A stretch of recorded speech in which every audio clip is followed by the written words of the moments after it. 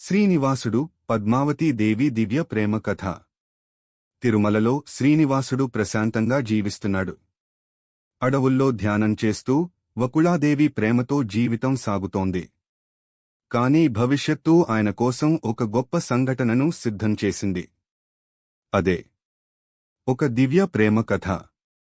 అదే సమయంలో సమీపంలోని ఒక రాజ్యంలో ఆకాశరాజు అనే రాజు నివసించేవాడు. ఆయనకు చాలా కాలం పాటు సంతానం లేదు. ఒకరోజు ఆయన యజ్ఞం నిర్వహించాడు. ఆ యజ్ఞం సమయంలో ఒక అద్భుతం జరిగింది. ఒక పద్మం, తామర పువ్వు లో ఒక చిన్న బిడ్డ కనిపించింది. ఆ రాజు మరియు రాణి ఆ బిడ్డను తమ కుమార్తెగా పెంచుకున్నారు. ఆమె పేరు పద్మావతి. ఆమె సాధారణ రాజకుమారి కాదు. ఆమె లక్ష్మీదేవి అవతారం. కాలం గడిచింది. ఒకరోజు శ్రీనివాసుడు అడవిలో వేటకు వెళ్లాడు. అక్కడ ఒక ఏనుగు కనిపించింది. ఆ ఏనుగును వెంటాడుతూ వెళ్లిన శ్రీనివాసుడు ఒక అందమైన తోటలోకి చేరుకున్నాడు. అక్కడ ఆయన తొలిసారి పద్మావతిని చూశాడు.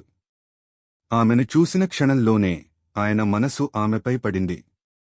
పద్మావతి కూడా శ్రీనివాసుడిని చూసి ఆశ్చర్యపోయింది. ఆ క్షణంలోనే వారి మధ్య ఒక దివ్యమైన ప్రేమ ప్రారంభమైంది. శ్రీనివాసుడు తిరిగి తన ఆశ్రమానికి వచ్చాడు. కాని ఆయన మనసు మాత్రం పద్మావతి దగ్గరే ఉంది. ఆయన తన ప్రేమను వకుళాదేవికి తెలిపాడు. వకుళాదేవి ఈ విషయం విని ఆనందించింది. ఆమె వెంటనే ఆకాశరాజును కలిసింది. శ్రీనివాసుడు మరియు పద్మావతి వివాహం గురించి మాట్లాడింది. ఆకాశరాజు కూడా ఈ వివాహానికి అంగీకరించాడు. వివాహం కోసం భారీ ఏర్పాట్లు ప్రారంభమయ్యాయి. ఇది సాధారణ వివాహం కాదు. ఇది ఒక దివ్య వివాహం. అందుకే శ్రీనివాసుడు కుబేరుడి దగ్గర నుండి ధనం అప్పుగా తీసుకున్నాడు. కుబేరుడు ధనదేవుడు. ఆయన పెద్ద మొత్తంలో ధనం ఇచ్చాడు. ఆ అప్పుతో వివాహం ఘనంగా జరిగింది. దేవతలు, ఋషులు, గంధర్వులు అందరూ ఈ వివాహానికి హాజరయ్యారు. అది ఒక అద్భుతమైన దివ్య వేడుక. శ్రీనివాసుడు మరియు పద్మావతి వివాహం తిరుమల చరిత్రలో ఒక ముఖ్యమైన ఘట్టంగా మారింది.